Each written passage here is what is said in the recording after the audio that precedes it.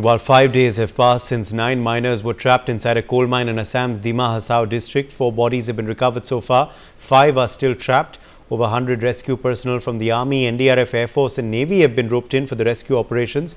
The Chief Minister has informed that the mine was earlier run by the State Department and was abandoned 12 years ago. The main challenge currently is 100 feet of water in the mine that the workers are using 5 traditional pumps to pump out. We start with some breaking news coming in on this story. Well, Naveen Kumar Bhatnagar, a former DIG NDRF, in fact, is joining us on the broadcast. Major Rajan Kochar, defence expert, is also live with us. Sudhir Krishna, former Under Secretary, Urban Development Chairman Committee on Standards for Smart Cities, joins us live. Group Captain MJ Augustine Vinod, the former fighter pilot, also with us on the broadcast. Let me quickly go to some breaking news coming in though first.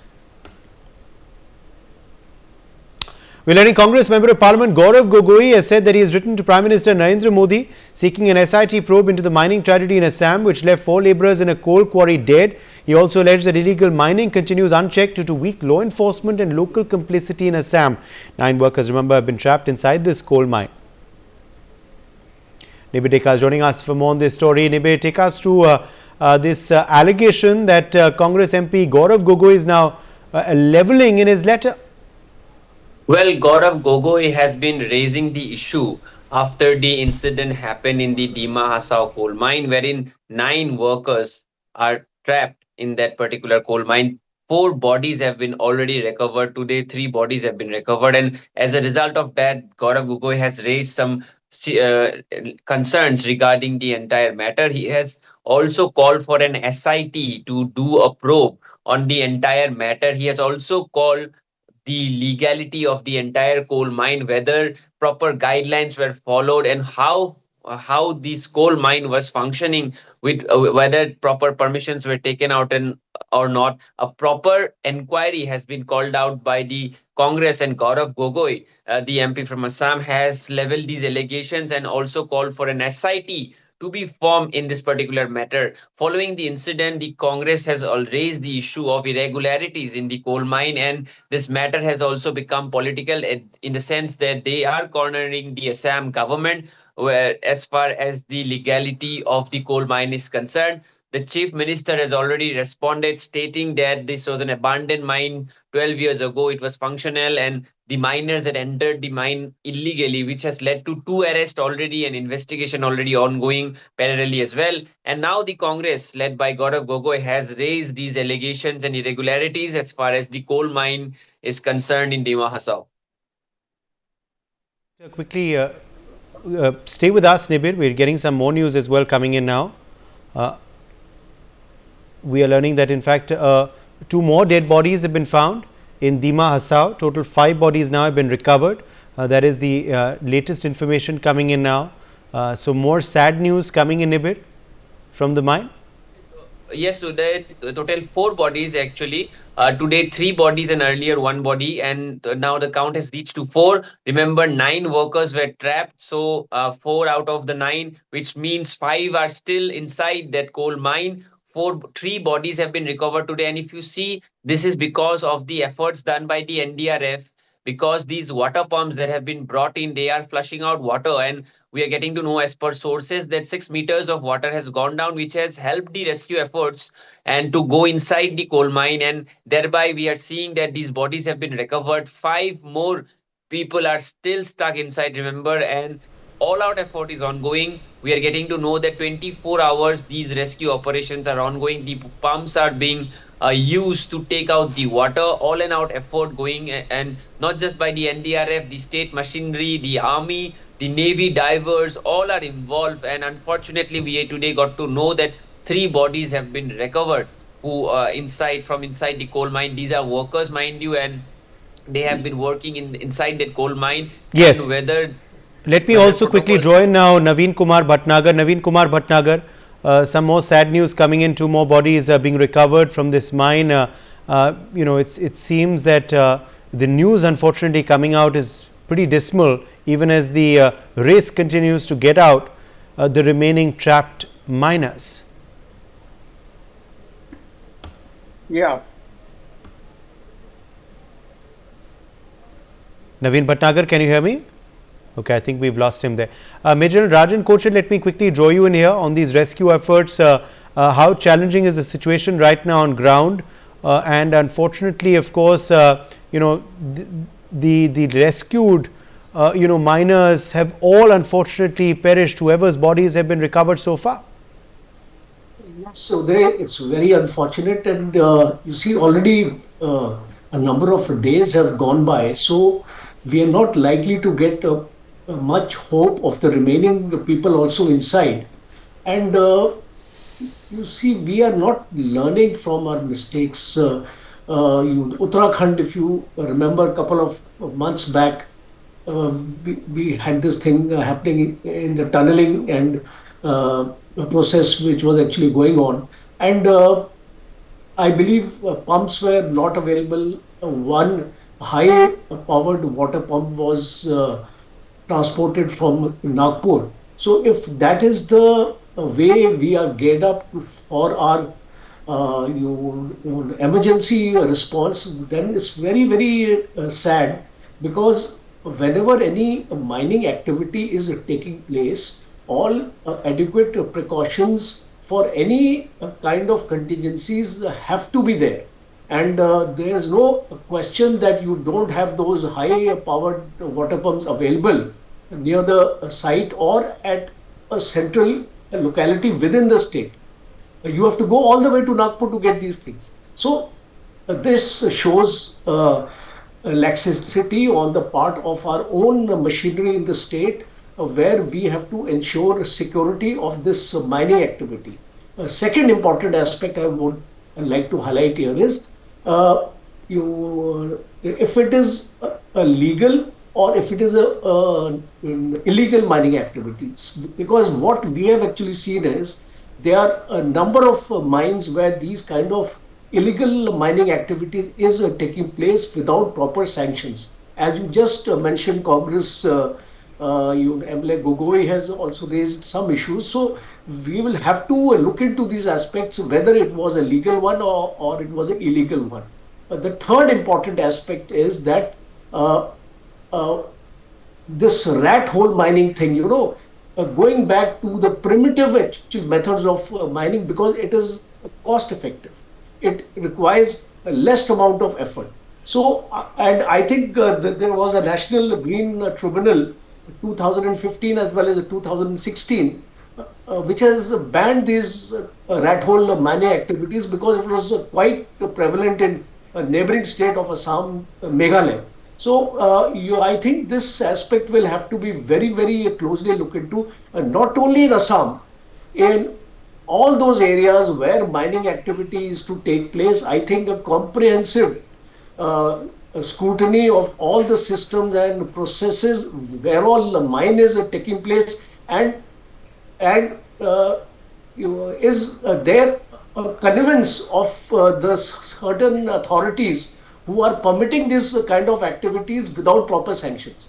So we are unfortunately lost 4 lives. I don't know about the remaining 5, because I remember in Uttarakhand, a drilling of the evacuation pipe had to be carried out, the oxygen had to be moved in, the water has to be moved in, and the life support devices had to be moved in. And we were quite lucky there that we were able to rescue some people out of the entire operation.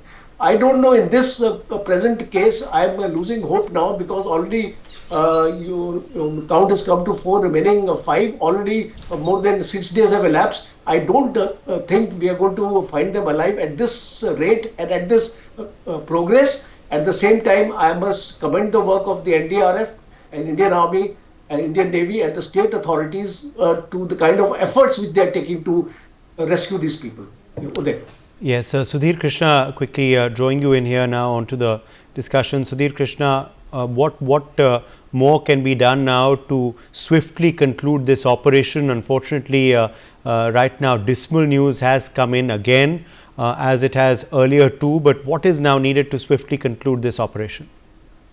Well, I think there may not be much that can be done at this point of time, because it is deep in the earth, and 300 feet deep. operations have to be 300 feet deep or maybe even more also, and water itself is 100 feet, and though it has come down now because of pumping out, but I think what best is being done, nobody can probably do the better than what is being done by NDRF. But I think that is to me, it appears to be kind of not a case there which should rest with this rescue operation. It should be an eye opener for what is going around in the country. I mean, illegal mining is rampant world over, but we have to worry about our country. World will take care of later.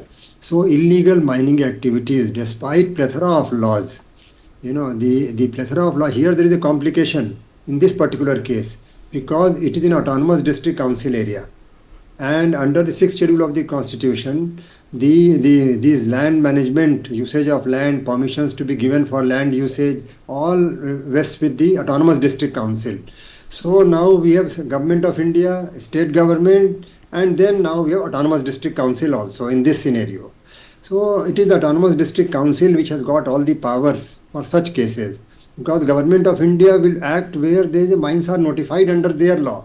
But here, and what is not notified comes under the state government, under the central law, what is not notified.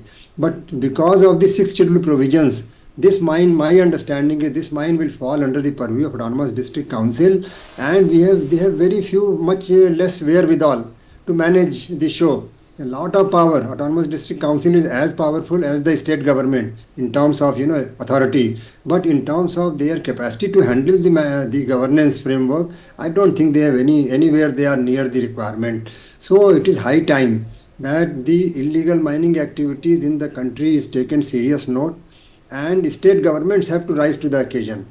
The government of India can do precious little here, because they cannot go to nook and corner of the country with their manpower. State government and an autonomous district council, local governments, wherever these are panchayats and so on, they have to be empowered, facilitated, and made accountable for regulating the illegal mining activity. That is a learning lesson we must draw and act swiftly. As swiftly we are acting on rescuing the workers, which is necessary, and it is being done very well. But I think equally swiftly we have to work on making a framework for regulating the mining activities in the non-notified areas, illegal mining activity. It is so much spread, so much spread. You go to nook and corner, no government at high level can work there. Only local government, panchayats, and this kind of authority is required to regulate the illegal mining. Yes. Okay, let me quickly draw in Group Captain Vinod as well. Group Captain Vinod, as far as, of course, now the challenges that if the authorities have faced in this particular rescue operation, what are those? Because it's taken a lot of days and it still hasn't completed. The race against time continues. Some of our panelists earlier aren't very optimistic on the survival chances of the remaining trapped miners. But what has complicated this rescue operation in this situation? Great question. In fact, I spent 11 years in the Northeast and in this area too. I mean, if I remember correctly, via Haflong, when you go towards Silchar, this area falls, and a lot of time I've spent here. And also in the Jaintia Hills, when I was in Shillong, we had such a similar situation happening, and Air Force was called in, and we transported a lot of people to hospitals using Indian Air Force helicopters. So, like the sir rightly brought out, in this area, rat hole mining is extremely prevalent, though it is banned. This particular type of mining activity is banned, but rat hole mining is very much prevalent for simple reason. The autonomous council or the panchayat, they govern, their power is in this hilly terrain, in this hilly areas, quite a bit. And whether I agree or not is not the question. The issue is the entire district of the particular town itself, the Umrangso, and the entire district is very sparsely populated. I think 44 people per square kilometer. So it is one of the lowest populated districts of India. So, and economic activity has to happen for the Umrangso to sustain. And in the hill council region, lot of local activity within the panchayat happens for the panchayats to sustain and the people of the panchayats to sustain. So it is in a way good, in a way bad. In a way good because the panchayat is getting self-sustainment activity from selling the coal and getting some amount from there to the panchayat. But the bad aspect is if there is the panchayat itself is not equipped to, address any such issues that happen. This happens even in Jaintia Hills. So that is the time they want NDRF to come in and, someone brought out, the pumps are not available. So issues with rat hole minings are plenty. We can have probably a separate show on it. But the sudden gushing of water is something that is prevalent in all rat hole mines, not only this.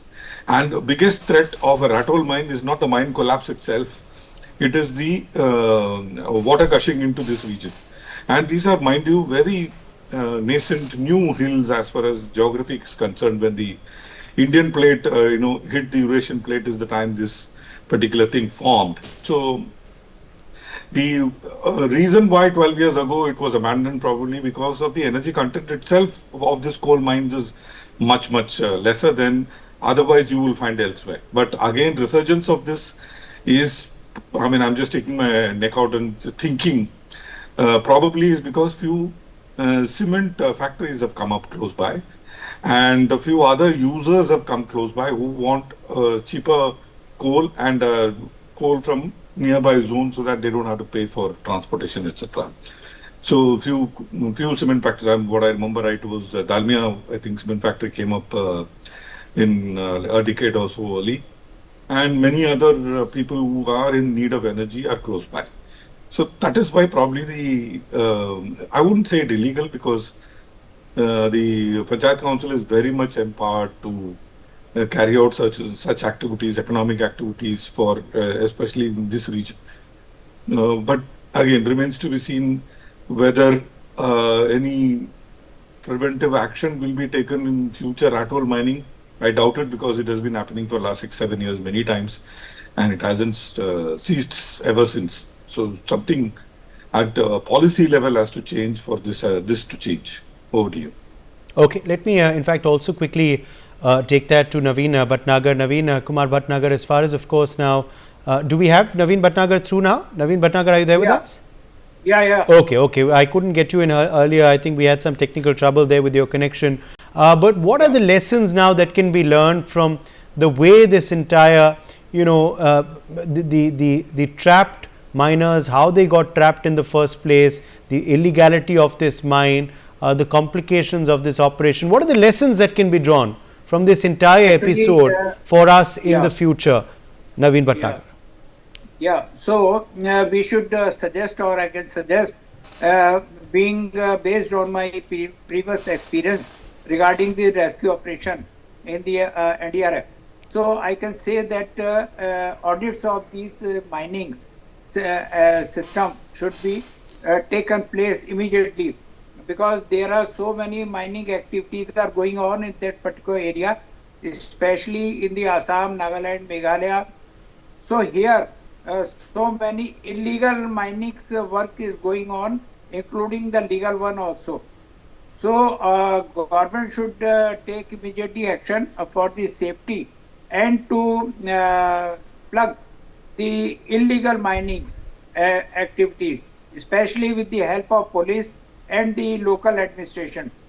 Because I know, because I had been to the Assam and Nagaland in that particular area for 5 years. So I have a rich experience about it. And I know that how much illegality is there.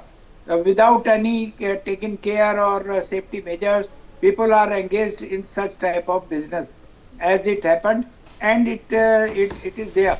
So this water, as for this case, our pumps are being carried out from Assam, whole Assam area, your ONGC also, and even the Nagpur also. But this water, we are unable to fetch the requirement or to drain out this water. So unless until water is drained out completely, we can't escape, we can't make this rescue operation in that particular area, in this particular case. So no problem, whatever is their destiny and what we can help, we are doing our best efforts. Army, Navy and NDRF, all the people are making their level best. Whenever they will get this chance, to insert in the particular area, they will definitely take out the lives if there is. So anyhow, we have the life locator also, and but in this particular mine, in this this whole mine, this red mine, we are unable to use that life locator. It is not working there. Otherwise, we can locate the particular area where our targets are there. So we can't have. So anyhow, we should pray from God only, and whatever help we can give, we are giving due to this, and we should wait for the water drain out. Then only something can be happen. Yeah. Okay, let me, quickly then also draw back in Major General Rajan Kochar. Major General Rajan Kochar, now, as far as, of course, now the next steps are concerned, what are those? Reportedly, a generator has been arranged, more water pumps are also being used now. What are the next steps of this operation, and how long more do you expect it to last? Uday, I think another 2 to 3 days, because we should not expect any person, if we have to rescue them, it has to be done on a war footing. And I think the next 48 hours are going to be extremely crucial, because in case we are not able to penetrate inside and we are not able to rescue these people inside, the first step is drainage of the water, because that has not yet taken place completely. And only then we can send some food inside, oxygen inside, to make sure the people who are there are still alive. Some kind of contact will have to be established with the people inside, and of course, Naveen mentioned about technology. Unfortunately, we are not having that kind of technology in these areas where who are remote sensing and who are radar-based sensors. We'll be able to detect the exact location of the people who are inside. So I don't think that part will happen. But what I presume is this water evacuation has to take place, and still there is a long way to go for that, because a tremendous amount of water has actually seeped inside, and we have not been able to you drain out the water in that manner we want to. Only then we can go to the next step of pushing things inside and trying to locate those people who are inside, and some kind of food can be sent inside, oxygen can be sent inside, and life support materials, some kind of torches also can be made available to see how exactly we will be able to actually go about. If I remember, sometime back, evacuation pipe was also used in order, it is actually drilled inside in order to bring the people outside, in order to send the stuff inside.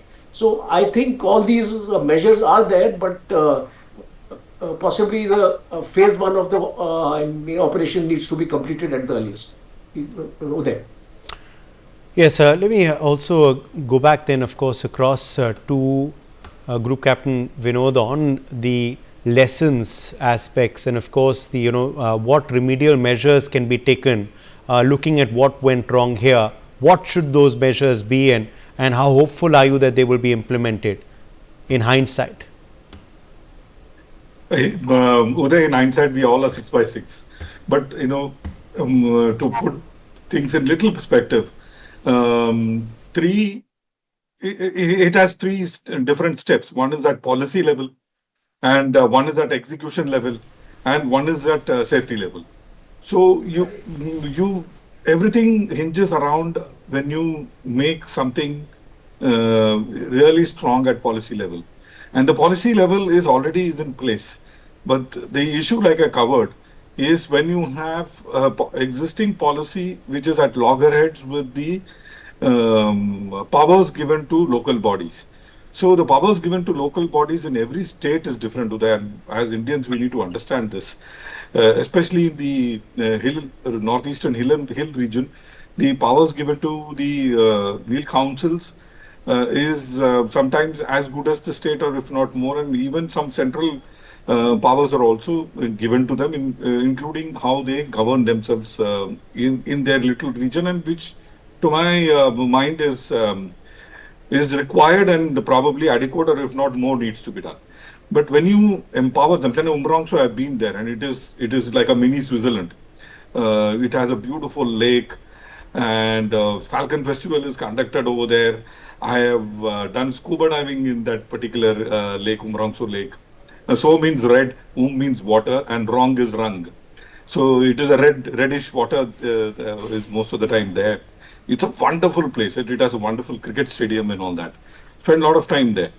And didn't know that rat hole mine exists. I mean, today I came to know that there was an abandoned rat hole mine in Morongso.